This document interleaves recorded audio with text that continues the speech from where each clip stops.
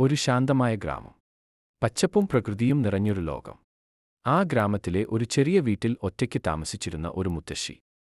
വർഷങ്ങളായി അവൾക്ക് ഒരു കുഞ്ഞും ഉണ്ടായിരുന്നില്ല. അതുകൊണ്ട് അവളുടെ ഹൃദയം നിറഞ്ഞത് വിഷാദം മാത്രമായിരുന്നു.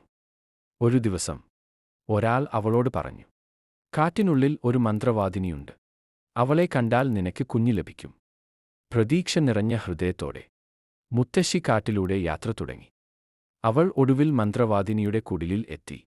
മാന്ത്രികത നിറഞ്ഞ ഒരു ഭയങ്കരമായ സ്ഥലം. മന്ത്രവാദിനി അവൾക്ക് ഒരു ചെറിയ വിത്ത് നൽകി.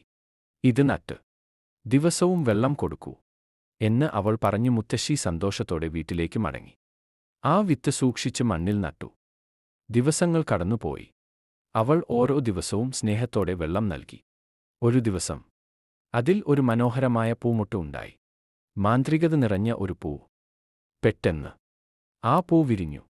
അതിന്റെ ഉള്ളിൽ ഒരു ചെറുകുഞ്ഞ്. ആനന്ദ കണ്ണീരോടെ മുത്തശ്ശി കുഞ്ഞിനെ തന്റെ കൈകളിൽ ചേർത്തു. വാൾനട്ട് ഷെല്ലിൽ ഒരു ചെറിയ കിടക്ക. റോസാപ്പൂവിൽ ഒരു പുതപ്പ്. പൂക്കളാൽ ഉണ്ടാക്കിയ വസ്ത്രങ്ങൾ. കുഞ്ഞിന് ഒരു ചെറിയ അത്ഭുത ലോകം.